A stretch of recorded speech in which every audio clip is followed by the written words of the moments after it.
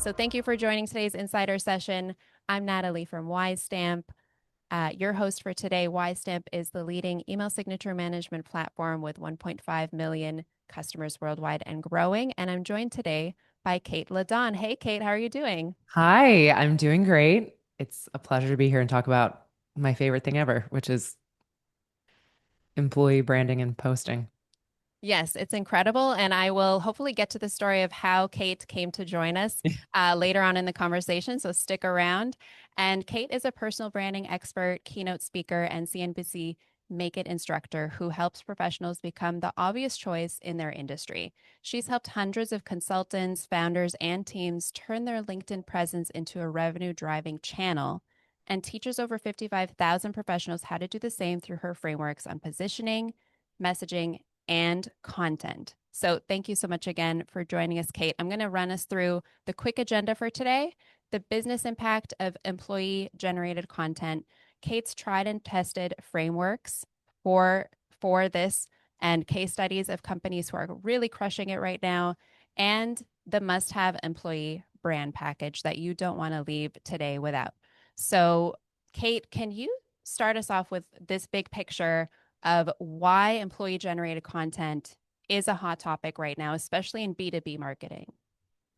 Yes, well, I think many of you are probably seeing that real time in your feed, but I'm going to share what's operating behind that and why it is such a, I'm not even going to say a nice to have, but a must have if you want to stand a shot at getting your corporate brand out there. So every year, a few different firms do algorithm reports. My favorite personally is Richard Vanderblum's. He does it in tandem with a group called Authored Up, and they look at empirical data across a multitude of things on LinkedIn. And here are what I know you all are feeling as end users in your feed and why that's happening. So, company page content is now just 1.6% of all organic impressions on LinkedIn, down from only 2% a year ago. Employee posts on that same feed are roughly 65% of the feed, right? And I know all of you have felt this if you're in marketing. You put time and effort into the company page, and it's like maybe you get one or two like sympathizing employees being like, oh, nice. And that's effectively it.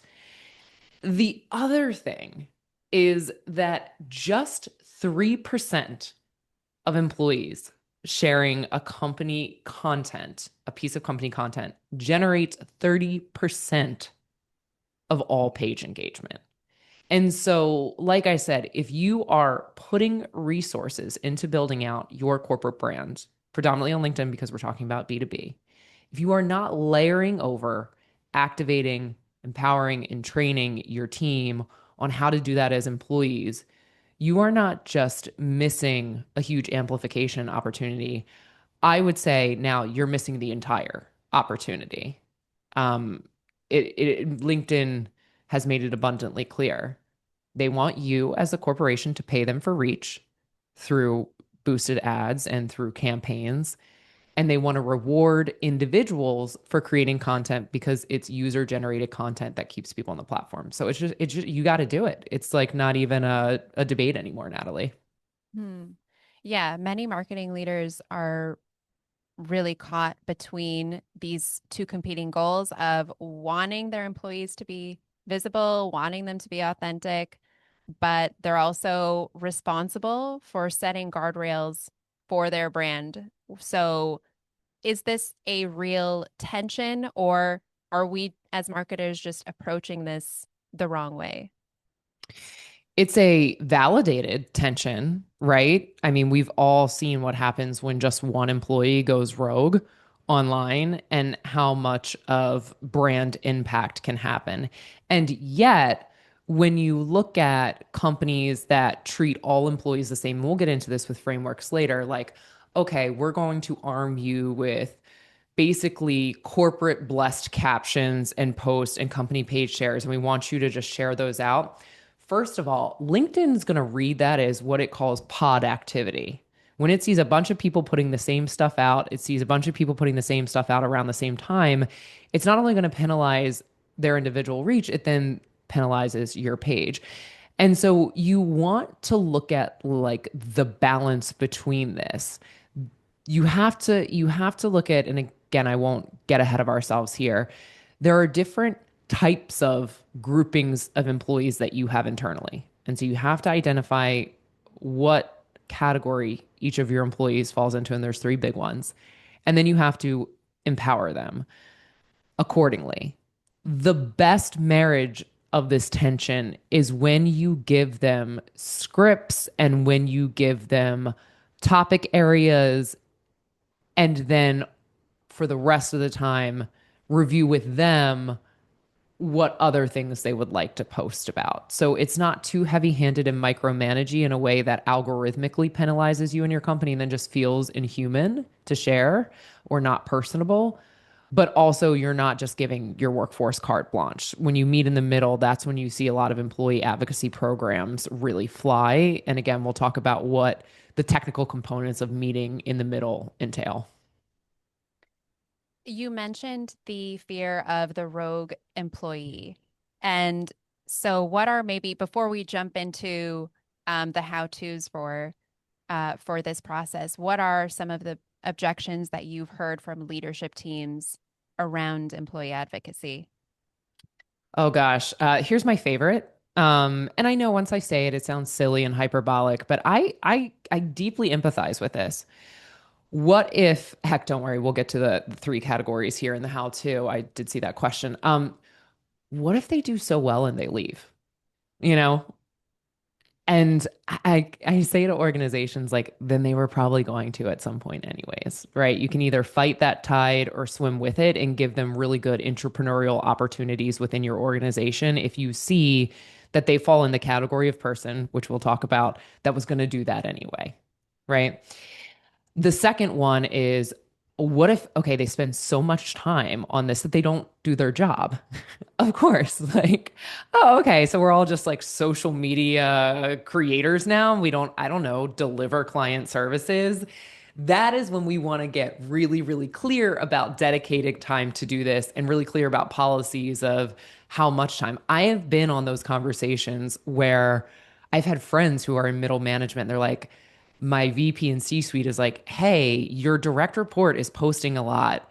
Like, we don't think that's sending out a good message. It doesn't look like they're doing their job. And she's like, I struggle to communicate to the direct report and to them because I see both sides of the coin. So that's definitely an objection right there. Like, we're not paying you to be a social media enthusiast. We're paying you to deliver the product, be a great account rep, whatever, whatever.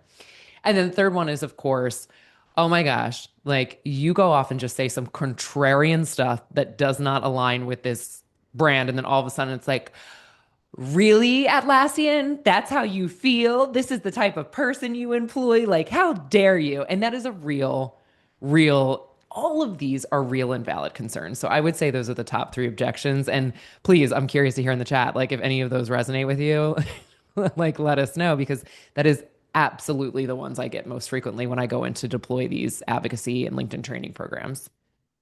I've also heard them myself. My colleagues have gotten those comments when they're particularly doing well and have a lot of engagement on social, and it attracts some negative attention from the leadership. So yeah, I would love to now walk into the framework, the three different types of employees. Why don't you start laying the groundwork for us here? Sure. Okay. So I am going to do the boring thing first and preface this, which is give even more statistics because if you are just even a little bit on the fence, I want to just being on the fence is an uncomfortable place to do. And I'll push you over to one side or the other. Hopefully, the side that we're talking about today.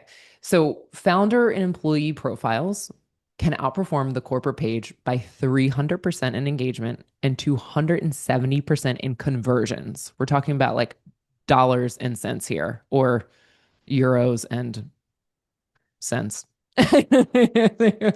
Or insert economic measurement here. And since I'm in the US, so I'm going to say dollars. The average employee network is now, wait for it, 12 times the company's follower list, up from 10 times just a year ago. And employee shared content delivers 8 times the engagement and 561% more reach than corporate channels. Again, all of these are empirically found from the latest algorithm report that Richard Vanderblom has done. And it's a really good and validated report. In addition to that, and if employee shares your company content within the first 60 minutes, it will boost it by about 72%. So again, this is something where it's not really a nice to have. If you want your corporate brand to stand a shot on the platform, you just have to figure out how best to activate it yourself. So there's really 3 populations inside of a company. And where I see most personal brand, employee advocacy, employee generated content, we're all talking about the same thing here, programs fail or initiatives fail, is that you're treating all of these people as the same type of people. And that is not the case. So the first, this is like the few, is inherent creators. And Natalie, you kind of already talked about this. These are people who are already posting, they're already good without any kind of incentive. They're out and they're building their personal brand. They really don't need permission, but they do need air cover. We need some support behind them. We want to show them that this is not something that we're admonishing or, upset with them about. We want to figure out how to work together. Help us, help you, help us. Like, how do we promote you better? How do we train you better? How do we give you more resources?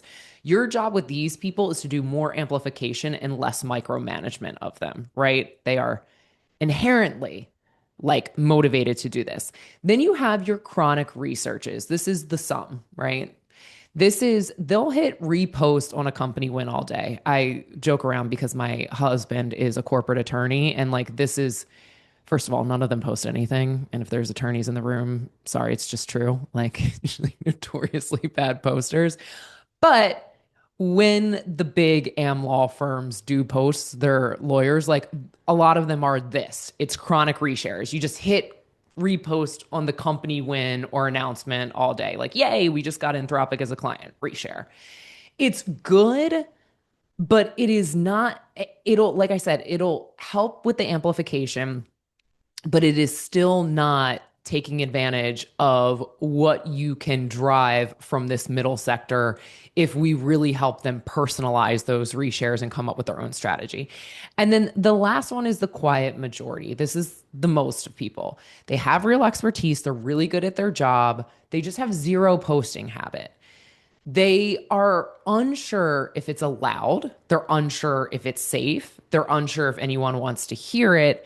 And most of them state that their biggest fear is not even necessarily, or the biggest thing stopping them is not necessarily the posting itself. It's that I have no clue what to post.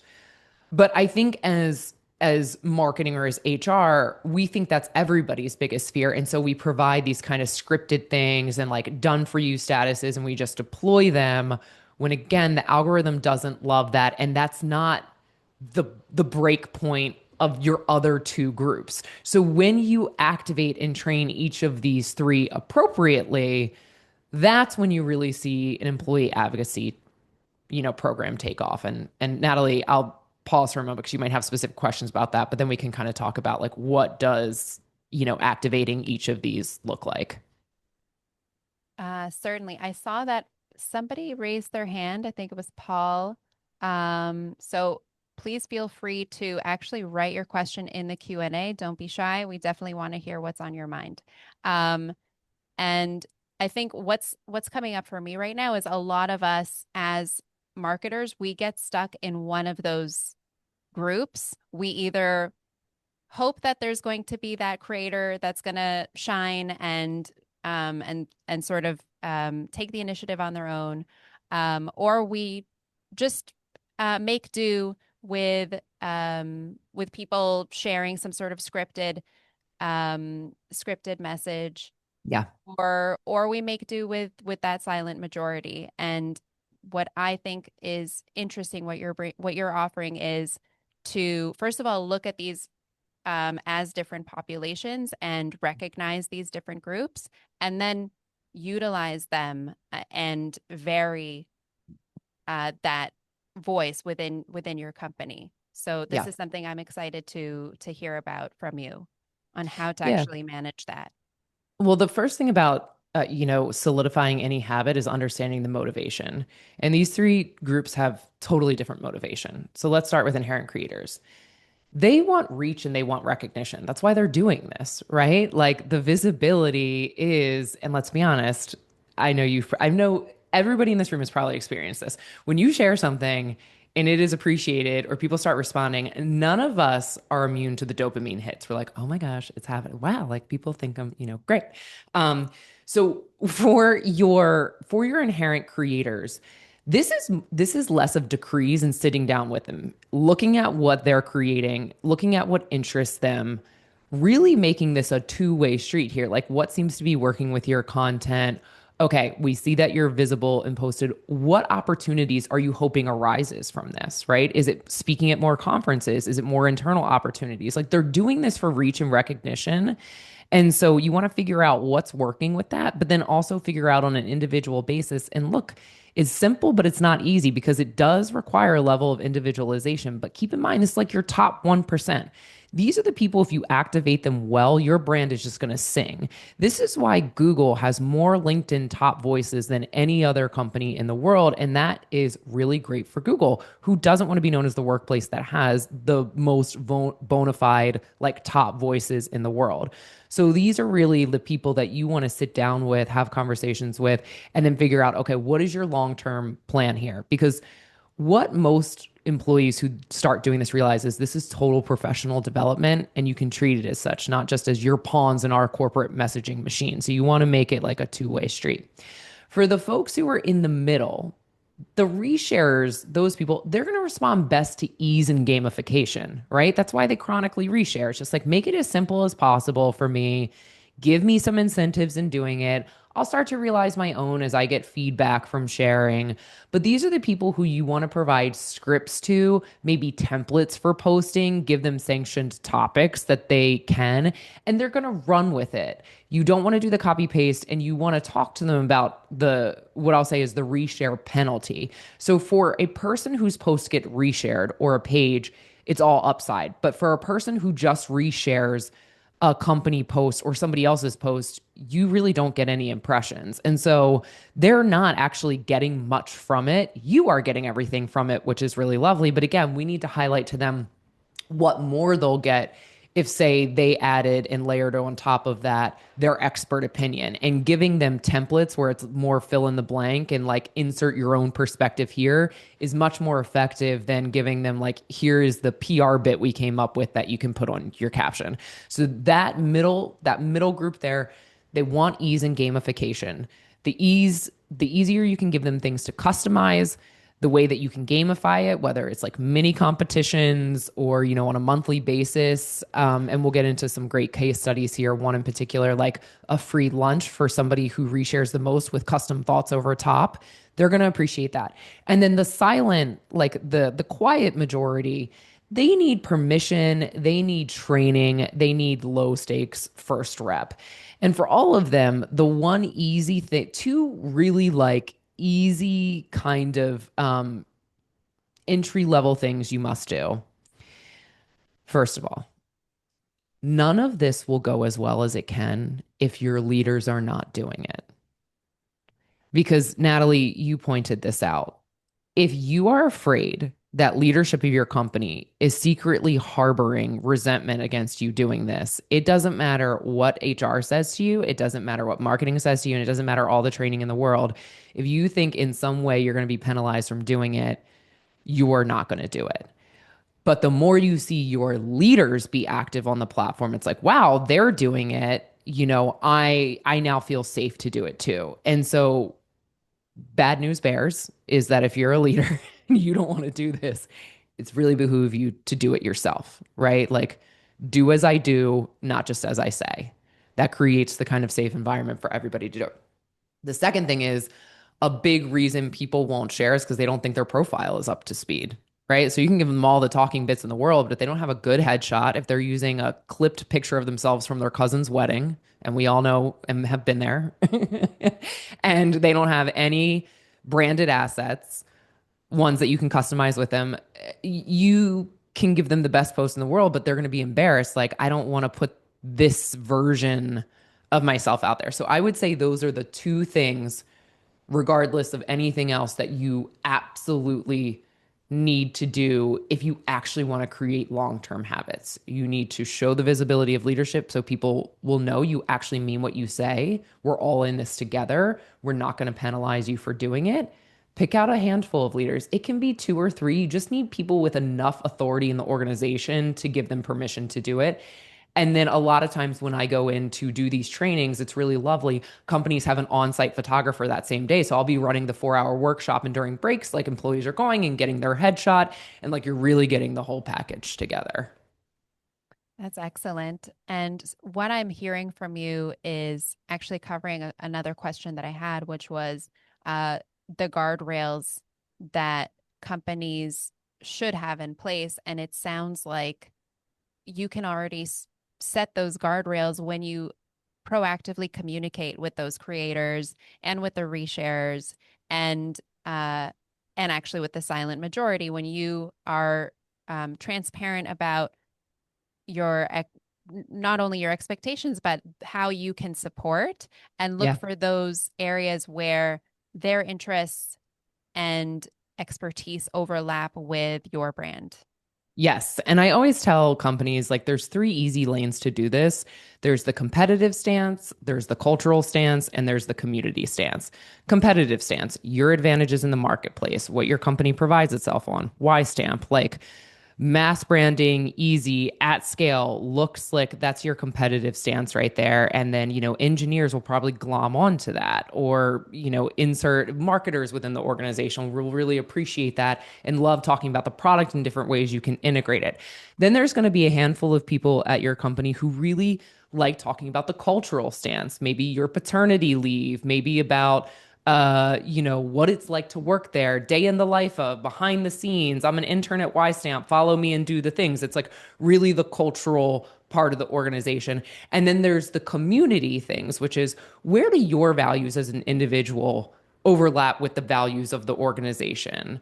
And so, again, maybe that's like you love running triathlons and the company supports that or does some of these things together. You have a company book club, like opportunities where you see the company out and doing community things and those values overlap each other. And so during the training, it's figure out where their natural joy of creating kind of fits in because people will feel comfortable about different aspects of that. Like our HR employees, maybe not feel the most comfortable talking about like the competitive advantages of our software, right? They're HR, they're sitting in a different seat. They're not account reps, they're not SDRs, like that, they're not engineers, but they love talking about the culture. And that's really important too, because culture is a selling point of an organization. So you just want to plug that in there too. The other thing here is at, and listen, I'm not general counsel, I'm not legal, so you all can think about this. But I see a lot of people and employees say, and I think this is brilliant, like opinions shared from this profile are mine and mine alone and not reflective of my company. And I think that's just a really great safeguard, especially for your inherent creators who are a little more like, they don't need your guidance as much, but we want to couch that with a like, by the way, this isn't JP Morgan's stance on this. Like, this is Natalie's stance on this. And so you'll want to talk to your legal department about if there's any things we can add into the profile disclaimers like that, if it's in the about section. Um, and then the third part of that is just keep in mind, again, so much of this, I think we think this is a marketing breakdown. And so much of this is just behavioral science. Like, how do you show people it's okay? How do you reward people for doing well with it? And again, matching their motivations for doing this so they can really see it as professional development and not this decree from marketing and HR of be like, be a good company rep, be a good cog in our machine. We're interested in the KPIs you can generate for us and not the long-term career longevity and benefits we see for you.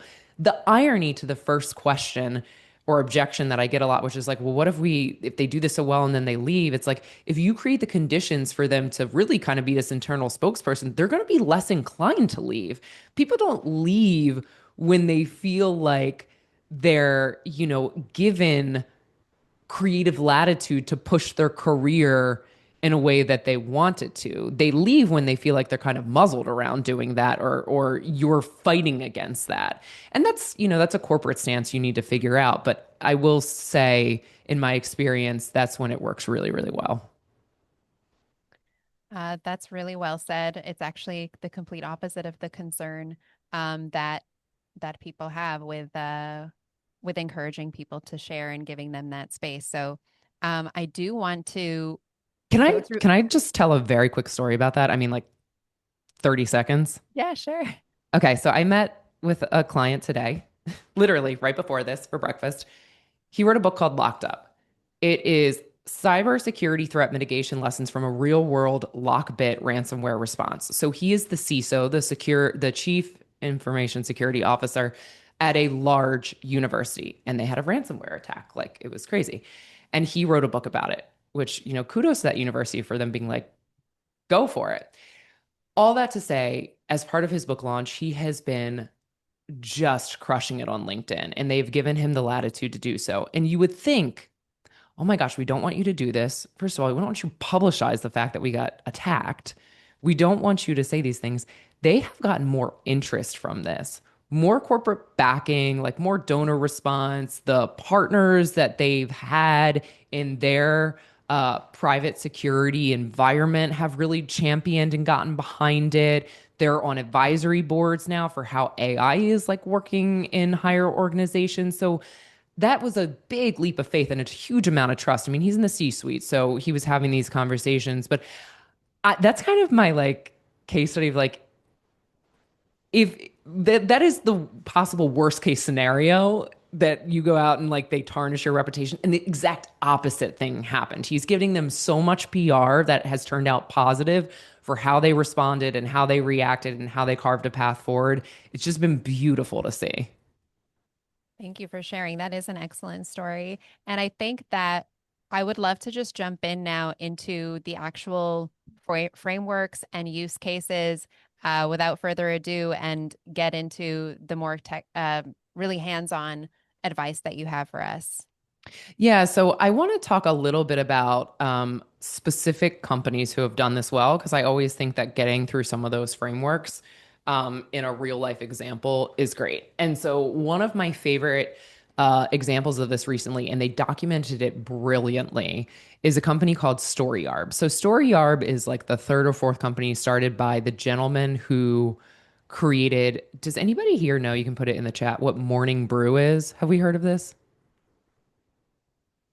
Natalie, do you know Morning Brew? By the way, there's no right or wrong answer.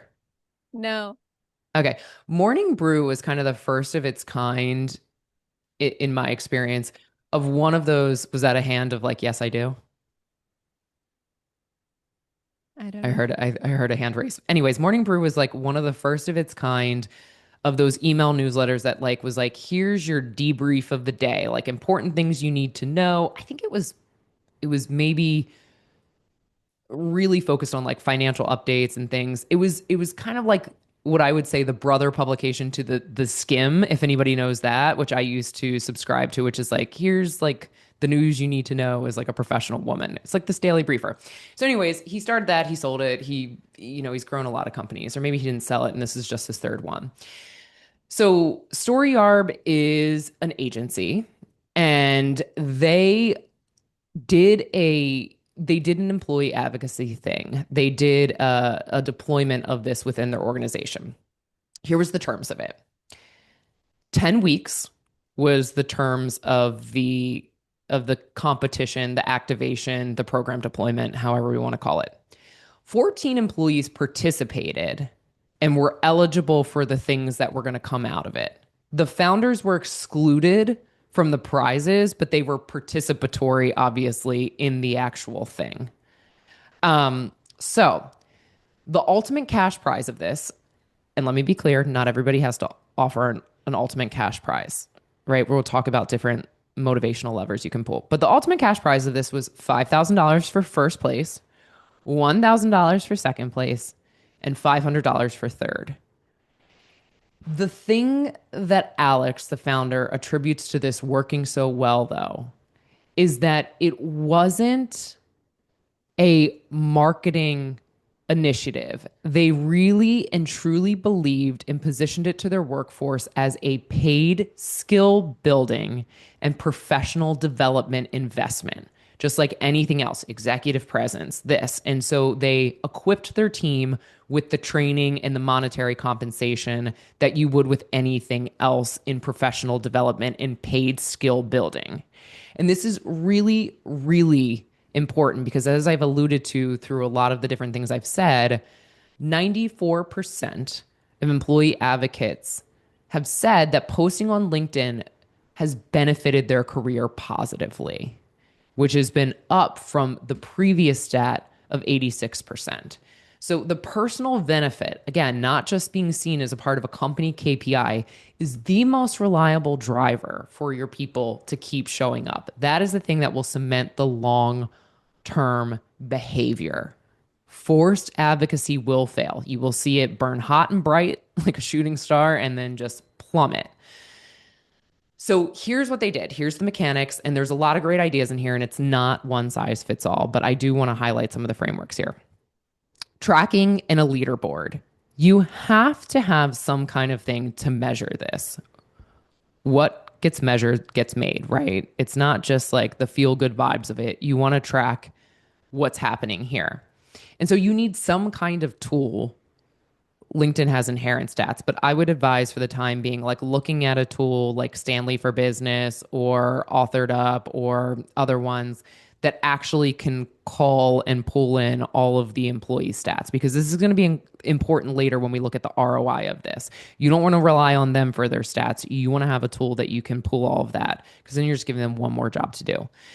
The other thing that they did really well is they utilize a specific Slack channel. So whatever it is, like Teams or your, communication tool of choice for sharing posts and cheering each other on.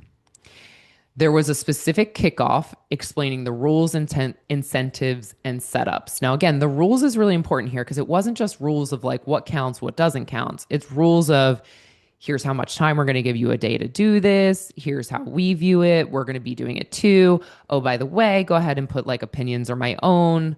Like these are where you want to cement the behavioral things to let your people know it's totally okay to participate in this going forward, even after this competition or deployment.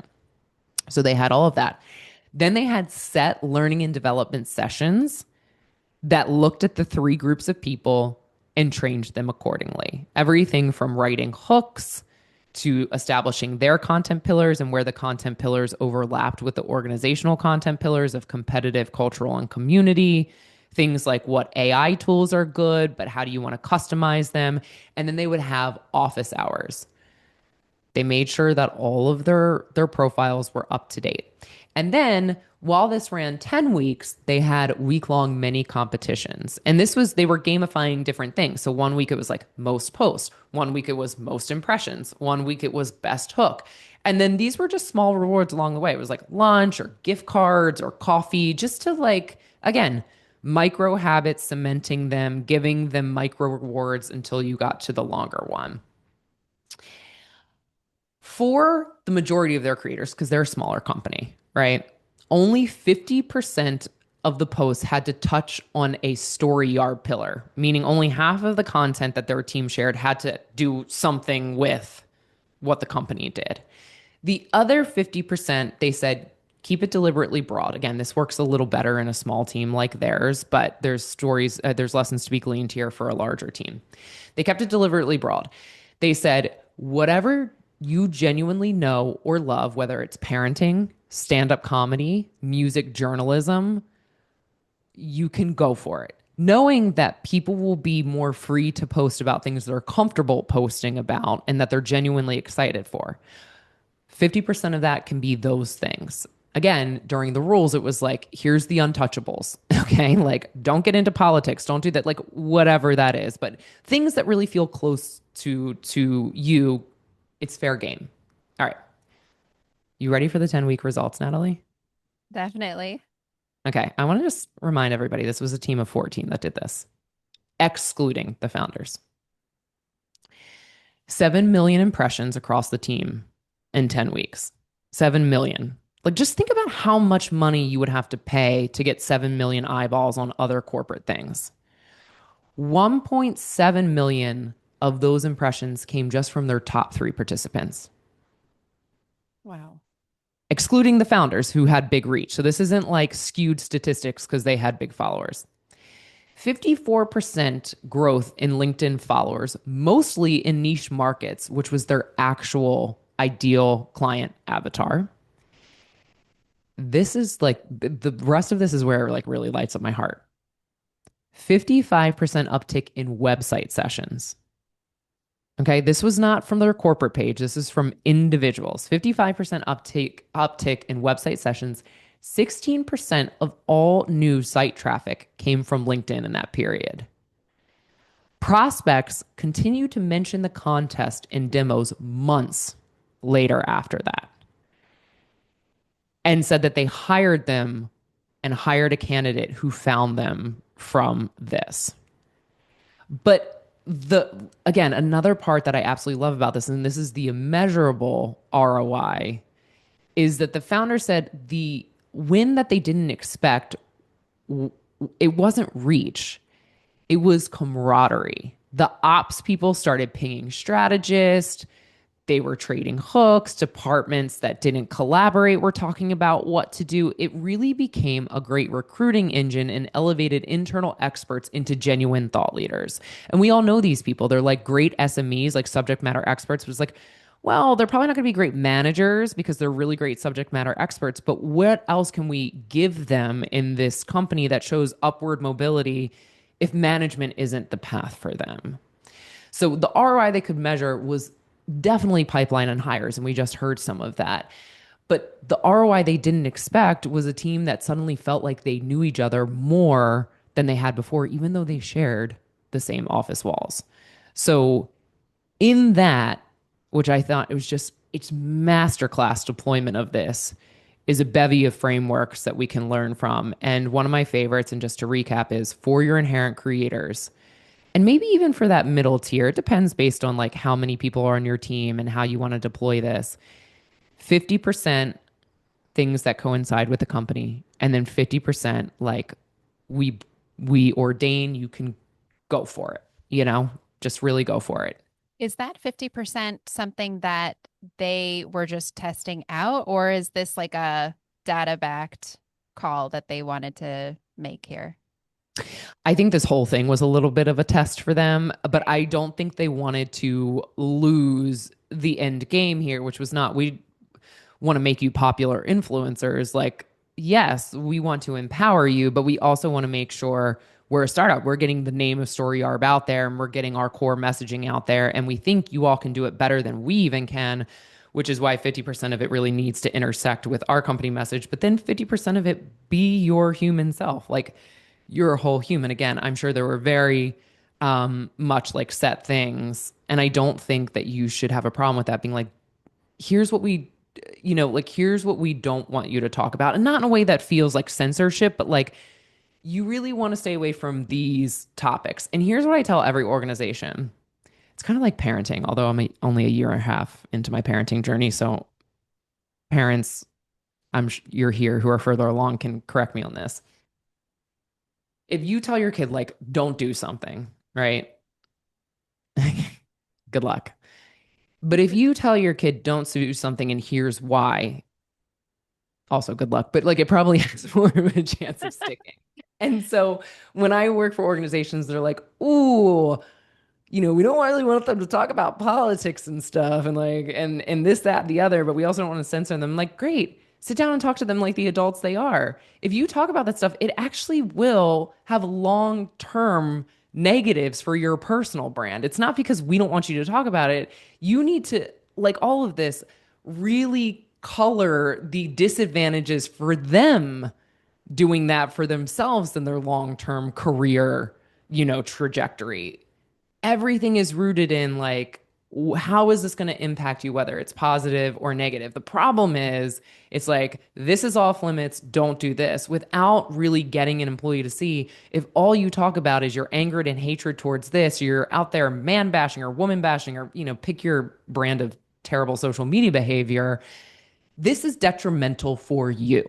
right? And we're doing this as a part of your professional development. So we're also going to educate you on the things that are not going to be so great for that. That's where you get real buy-in. What is interesting with this use case that you're bringing up right now is that it's not that this program was tied to any sort of product launch or some sort of specific timeline within the company.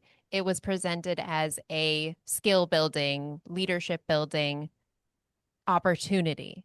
Yes. And so that strikes a chord for me because I'm often investing more time into creating sort of a advocacy type content or working with our employees, with our WiseStamp employees when we have something big coming up and I really want to amplify that. Yes. And and I believe that actually presenting it as something that's valuable to them and their career is that much more powerful and will get the results that I'm actually hoping to get. I would say 90% of the time when an organization hires me to activate these programs, it is not like campaign specific, but is usually always at their like company wide get together because they want people to really feel like we're taking time to invest in them, we're giving them the tools, and we're doing this as part of professional development. So I couldn't agree more with that. Thank you for sharing. So I'd love to hear another example, another use case that we can learn from today. Okay, so actually this is one that it's a little bit how do I say this? Like they are a social media tool, so it follows that they do this really well. But Stan Store is a big creator tool. I think mostly they got their start in like Instagram creators, but then they released a tool last year is when I first betaed it, called Stanley. And some of you might even see this because they've done a phenomenal job doing like a LinkedIn takeover. And Stanley is a LinkedIn growth strategy tool. And they actually just came out for Stanley for Business to kind of deploy everything we've been talking about in this presentation on an enterprise wide level and even measure the pipeline from that employee generated content in a singular area. So, like I said, if you're looking for leaderboards and stuff like that, I mean, you can certainly DM me. This is a really good tool because it doesn't only allow your people to post content that is in lines with the guardrail of your company, but it also looks at them as a whole person and helps them come up with some really good shares and then measure all the pipeline activity around this. But at any rate, they were not so active on LinkedIn because they were really like a creator based podcasting Instagram thing, just like a really like Gen Z heavy company, I would say. And then when they were launching Stanley, this AI content tool and growth strategy tool, they realized like, wow, the opportunity is LinkedIn here, so much so they built the tool around LinkedIn. And so they deployed the tool with all of their team on LinkedIn. First of all, their company page, because I think they had one of their inherent creators take over the company page too, is getting more shares externally than I've ever seen a company page have. And you can look them up now. It's called Stanley for Business. But second of all, they have saved over 200K per inbound talent in like recruiting. And this is a company that is in a really, really like tech heavy competitive space. But anecdotally, I can say this. I cannot open the LinkedIn feed without seeing one of their employees pop up. It is crazy when I say that they did like ABM, but of the entire LinkedIn platform, accounts based marketing where you like swarm a company. They did that, but the company they were swarming was LinkedIn. And it has been absolutely phenomenal to see how quickly they have grown. And I think just in that launch alone, or not the launch, but rather the year where they've started doing this, the company is now up to 40 million in annual recurring revenue. Stephen Bartlett just invested and Gary Vaynerchuk just invested as well. And Wow. again, that is correlation isn't causation here. There's a lot of they're a really savvy startup, But make no bones about it. The adoption rate of that tool and the fact that it had a quicker adoption rate there than their legacy product was absolutely a result. And I know this because I talk to the founders pretty regularly of the employee advocacy deployment they made on LinkedIn. And I also love this because they do have, on the whole, a pretty young talent base. And so you would, I think a lot of people would be like, oh man, like these rogue, like young guns coming in on LinkedIn, just going crazy on the platform. And it has not been that. I mean, it really is like their engineers just were here for New York Tech Week and they're doing like boots on the ground in NYC and what we're learning from this versus LA. It's really, really on brand, but also behind the scenes content that reads really personable and really effective. And it's not just buy our tool, buy our tool. It's what we're learning and what we're seeing and all of that stuff. I think a lot of us look at a company like that and think, okay, they have the luck of the draw. They have employees that are really with it and really comfortable on the platform. And of course, if they are a social media sort of related platform, then it makes sense that they would be social media savvy. Yes. So What what about do you think not? about that? Yeah. Yeah, yeah, yeah. Okay, so this was not in the deck, but this is one of my favorite stories to tell. I get brought in from time to time to a company called Structural Engineering. Okay. Structural engineers. I'm gonna be honest, before I started working with them 6 years ago, like I didn't really know what they did. I mean, I see the product of their work all the time walking through NY, like New York City, because there's always scaffolding and stuff. And um, but like they reinforce concrete, they make sure buildings don't fall over. It's the on face value, and no offense to any potential structural engineers in here, it is the least sexiest like Right. thing. It's not software as a service. And so I was tasked with training their engineers. Okay, engineers, there's like a handful of people that are really bad about talking about themselves. Lawyers, Yes. structural engineers. Those are like accountants. Like those are kind of your top three offenders there. And so I was brought in to really train their group of like rising stars. And it wasn't rising stars on social media. It was just like we see these people as like our next good structural engineers. Can you do it? Within 4 weeks of doing this, one of their employees in Atlanta had a post about a parking garage he worked on go viral. And they got a $250,000 contract with the state of Georgia for structural concrete reinforcement. I truly believe I work with home building companies. I mean, residential home builders. I have worked with rollaway dumpster companies, the big dumpsters you'll see in people's driveways when they're doing like a house reno. And when I say there's been things for the rollaway dumpster company within like 2 weeks, I think they got contacted by an international rollaway dumpster company to inquire about acquisition. And the founder told me it was like A equals B, right? When I say there is not one industry I don't believe in this day and age where we're at with LinkedIn can do this and do this well and make a real case for it, I totally mean that. And I have empirically seen that to be the case too. So no excuses, basically. If a rollaway dumpster company can make it happen on LinkedIn, I don't want any of you to tell me you have a company whose product doesn't traditionally fit on like the make it happen on LinkedIn. Yeah, it's really easy with a social media company with a bunch of young, like hungry, trend aware people.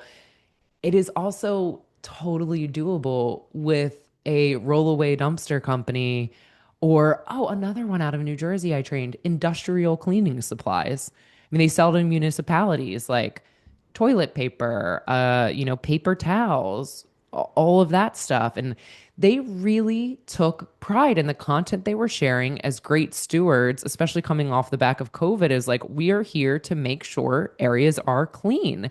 And I watched the patriarch of that company because he like it was a second gen company and the patriarch sat in and he was so a naysayer at the beginning and he became like their stealth share. This man was 78 or like 80 years old and he just became the darling of LinkedIn for industrial cleaning supplies. So Like you could throw any company at me and I'd be like, there's an employee advocacy program for that. And an effective one at that. That is so epic. Thank you so much for sharing those crazy examples with us. I think that we might have time for one more use case if you would like, or I could move on to brand package and stuff Well, like that. I'm kind of just curious to hear from the audience. What industries are you all in, and have you tried anything in this, realm? What have you seen be a prohibitor of that, or have you had a really great outcome from it? I before we, instead of doing a case study, I just kind of want to get a read of the room, um, and see Yeah, if anybody feels like sharing that. certainly. And for if anyone joins sort of later on in the conversation, you can use the Q&A section to post your answer, please. We would love to hear it. Ooh, PR and comms. You know what's so interesting? And Atul, I saw your question and real estate. Kristen, is it residential or is it commercial? Okay, so Charlotte, I actually get hired by more PR companies than you would think. And I say that to say, publicity is part of the job, but what I really have realized in working with PR firms is your account reps are so busy in your own uh, clients' publicity and social media that it feels like you take a back seat to making them the star of the show. And so I love that because it really becomes a great time to, say like always the bridesmaid, never the bride. No, your people are, and the things that they learn actually then bleed into the client work that they're doing in a really nice, natural way. Um, B2B and KPG. Gotcha. Yeah. Uh, residential real estate. Okay. Let me tell you this. Residential real estate, home builders, contractors, we're about to see the era of that on LinkedIn. And I 100% believe that. First of all, people can't get enough of real estate. There's a reason we all love watching HGTV. It's just like a fun thing to indulge yourself in. Second of all, the buying power of LinkedIn is the highest buying power household income than like any other thing, any other platform. These people have money to buy homes. My newest client is one of the fastest growing home builders in America, and he is just crushing it on LinkedIn. Wow. Fruit and ingredient company, specifically consumer product good. Again, I mean, what a treat. Truly. These are things that people want to see on LinkedIn. And I Exactly. find that historically people are like, I don't know if that's LinkedIn appropriate. I'm like, everything is LinkedIn appropriate because by the way, all of these industries employ people. I have been making the case lately for more fashion on LinkedIn. It's a personal passion of mine, but also I think fashion companies are really seeing again people with the most disposable income exist on LinkedIn. And so if you're on LinkedIn and all of a sudden you see a promoted Chanel ad, that's not an accident, right? You're going to see more and more user generated content in industries you didn't used to see happen on your LinkedIn feed. Uh, I want a blind taste testing mashup from the fruit ingredient specific. I would watch that all day. totally. Do a competition with your Absolutely. people where they blind taste test and can name or not name the ingredients. I would subscribe to that channel and it would take up way too much of my time on LinkedIn. And Katie, good for you if it does. 100%. Kait, we have just a few more minutes left. So maybe you can take us through the brand package. Our employees represent the brand on social media and, of course, across other touch points every single day. Yes. So, what are other brand touch points that companies can and should definitely be paying attention to? Well, it's funny because the reason we're even talking is that a few months ago on LinkedIn, I just rebranded my personal brand because I feel the most obnoxious saying this. Like, it's really been on the rise. Like, I've become a bit of a thing on the platform. My old brand was not up to speed with that. And when I outlined everything that I did, I talked about my email signature. And my email signature, I have to say it's chef's kiss. Like I am proud of that thing. I get more compliments on my animated email signature than like any other newsletter I put out. People are like, that's so cool. How do you do that? And it's funny because we've been a WiseStamp client since I owned an agency. And for me, it was the ability to push certain initiatives from a control panel at one time. So we would do a lot of book launch campaigns on LinkedIn and keynote speakers and stuff. And anytime we had a specific one launching or we had a specific focal point, it was really, really easy to then put that as a banner or something on the employee signatures because that was the highest touch point we have with the external world was the communications we were sending all day. But the other part I really liked about that was on a per employee basis, you could make a call to action to connect with them on LinkedIn. And one of the things I always tell organizations that is such a stupid, simple oversight is like, I really realized how much of our clients we weren't connected with on LinkedIn. It was embarrassing. And so in the onboarding documentation, we would, have this, that, and whatever. And then step 5 would be, and let's make sure we connect on LinkedIn, look at my email signature and do that. And the great thing about these employee advocacy trainings and deployments is if you're running one, you can actually empower them to have in their email signature, I'm actually actively creating on LinkedIn and would love your support. I'm in it for a prize, or I'm really trying to build my brand. Look at my email signature. It is the most, I truly believe this, like underutilized brand asset that we can hand to our people and the most viewed external touch point we have with folks. So I don't say that because they asked me to come and talk. They asked me to come and talk because I wrote a whole thing about how I get more compliments about my branded email signature than like my LinkedIn profile. And honestly, I think it's generated more business than not than my LinkedIn profile, but it has been a key part of people going to my LinkedIn profile. Yeah, I actually would love to jump in for a second. You guys can see an example of our email signatures that are promoting this webinar that we're sitting at right now. Yeah. And the math on email signatures is really striking. So for a company of 500 employees, they say they send about 40 emails a day. So that's 20,000 emails a day total from the entire organization. If you factor in 20 work days a month, that's 400,000 emails a month. That equals to 4.8 million emails a year. So that's the amount of reach that you have with building your brand equity and bringing in those marketing campaigns, just as we have here, and really tying up all those loose ends so that your employee feels empowered, polished, has those tools as we've been talking about to really shine in their own way. So Yeah. actually, I want to, for a second as well, offer everyone a discount for hanging out with us today and for learning with us today. You have an opportunity to get a 20% discount. It's for new purchases only if you purchase before August 31st. So we'll send the discount details in the follow-up email along with this recording of today's conversation.